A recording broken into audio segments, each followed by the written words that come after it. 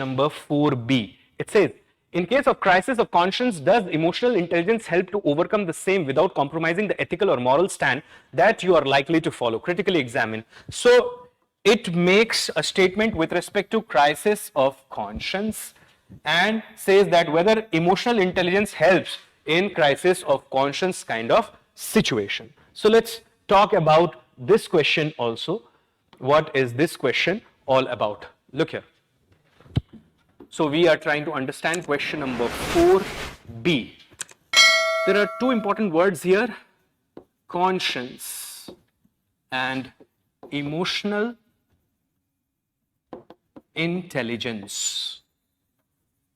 Now see, what is conscience? Conscience is our inherent, innate ability with the help of which we distinguish the right from the wrong or the good from the bad. That is conscience. Everybody has conscience. Do you understand that? Whether that conscience is awakened or it is in sleep and slumber is an altogether different debate. But conscience is our ability through which we distinguish the right from the wrong, the good from the bad.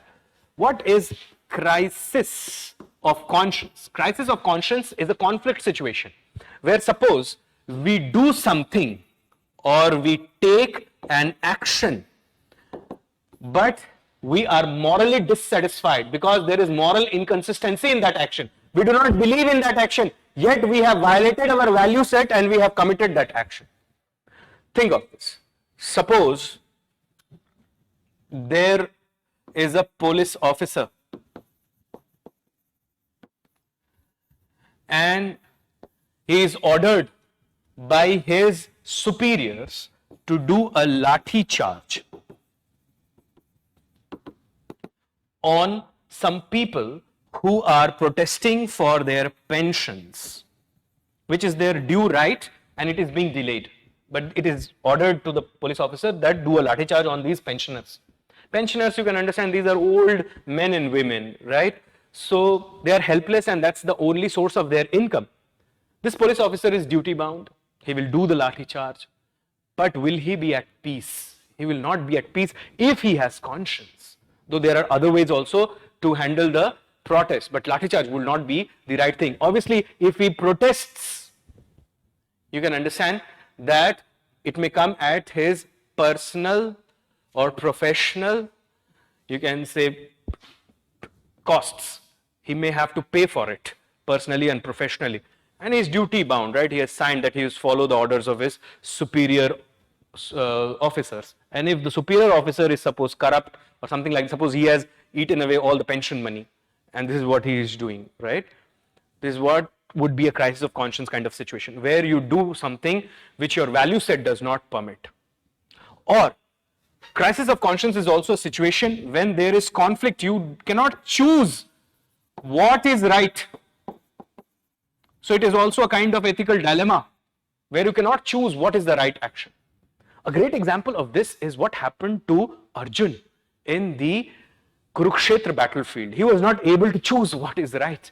Do you understand that? That was a crisis of conscience. You see, what is emotional intelligence? Emotional intelligence is the ability to detect, to identify, to understand, monitor and manage the emotions that are found in ourselves and the emotions that we discover in others. The idea is to draw information from such monitoring management of emotions and then use that information for decision making. Emotional intelligence often matters more than simple general intelligence, or EQ sometimes matters more than IQ. Emotional intelligence, you see, is a thing which helps us in attaining emotional stability. What is emotional intelligence? It is nothing but it is identification of emotions or detection of emotions, then understanding of such emotions, comprehension of such emotions, monitoring of such emotion, it means regulating those emotions, then managing those emotions, and then drawing information from the emotion that is found in ourselves and in others, and then utilizing that information for decision making. Suppose this is what is happening. Suppose this police officer, he is ordered to do the lathi charge. And now there is an emotional pain inside him. He doesn't want to do it because he feels that over the pensioners who are senior citizens, there could be other methods that could be employed. So he is facing a crisis of conscience. Though he is duty bound, he is bound to follow the orders of his superiors, yet his conscience is not allowing him to perform the action.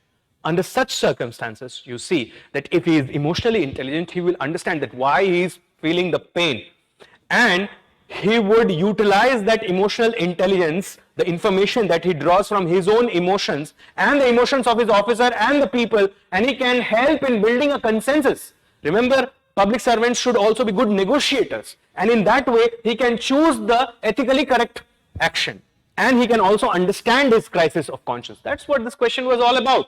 So this was asking that emotional intelligence can help in understanding the crisis of conscience, and it can also help in resolution of that and help in taking the right moral approach. So if you have emotional intelligence, maybe the police officer or the senior officer who has ordered the lathi charge is filled with anger because maybe these people have crowded the police headquarters. So anger is an emotion. Maybe these people are also devastated because their pensions are due and have not been given to them and substantial time has passed. So he can understand both these emotions, and he can also understand his own emotion, why he is facing the difficulty, because it is violating his value set.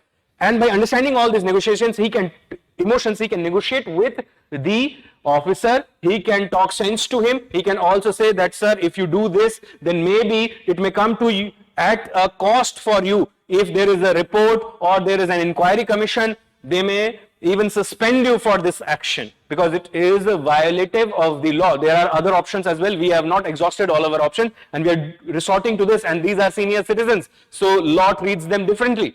Do you understand that? So in that way he can talk sense to the officer. He can also come to the people and say that I understand your outrage, I will ensure that this does not happen, and I will talk to the senior officers both in the police administration and the general administration, and will ensure that your pension is given to you. You can form a delegation, write an application, give us a time limit, and we'll try to perform our task within that time limit. Do you understand that? Will this not be the ethical step? Yes, and on the basis of emotional intelligence. So this was all about, you see, that emotional intelligence is all about. Emotional intelligence has four important parts. It is self-awareness, self-management, social awareness, and social management. But is emotional intelligence sufficient to resolve crisis of conscience? Well, not always. For that you must also have understanding of the constitution and law. You must also have understanding of some basic ethical standards of the society, and you must also develop a good character through habits.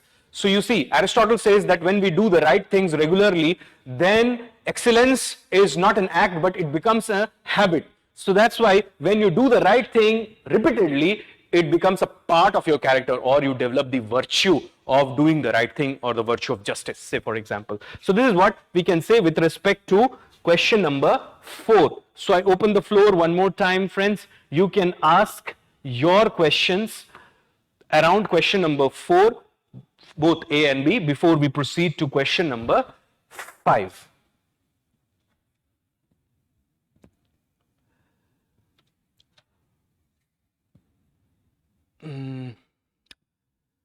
Dilshad is saying, sir, please scroll above, you missed my question. Okay, let me see.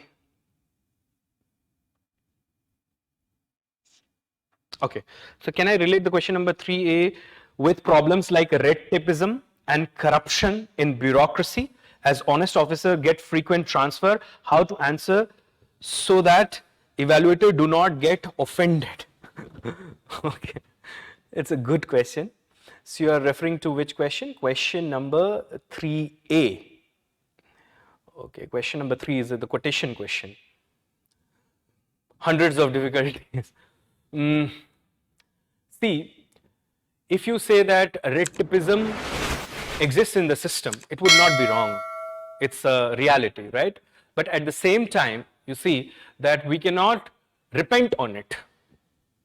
Like we cannot say that red tapeism is now inalienable from the system. You must highlight that this is one of the major problems which acts as a roadblock for, say, entrepreneurs or investors when they try to invest into the economy. But at the same time, if we work in generating a fair system through flexibility, original thought, creativity, and innovation, we can get rid of red tapeism. Further, easy laws, flexible laws, and simple laws will encourage investments, which will help in the growth of the economy, which will further translate into actual developmental quotients, right? So you can do something like that, dear, but आप बिल्कुल harsh word मत use करना कभी, because it will create a kind of disillusionment in the mind of the evaluator. It may backfire. जो आप बोल रहे हो सकता है. Okay, Sukanya is asking, sir, is it possible to change someone's attitude? Yes, it is possible to change someone's attitude. Like, say, for example, think of that famous polio campaign where the slogan was "Do boond zindagi." So, sirf do boond le lo aur zindagi. So, in that way, you see that it caused a transformation of attitude of large number of people regarding vaccination as far as eradication of polio is concerned. तो हो सकता है ये. Geeta is asking, sir, how to avoid repetition of thoughts while writing answers for question like 4A. Well, dear, it can be done only when you do proper writing practice and when you create synopsized notes of every topic. Because if you have synopsized notes, you can elaborate that in the examination hall. But if you do not have synopsized notes, you have lengthy notes, then you would be more often than not repeating the same point. Further, if you are not done good answer writing practice, again you will face the same question, same problem. Okay, so that's it, I feel, with respect to question number 4.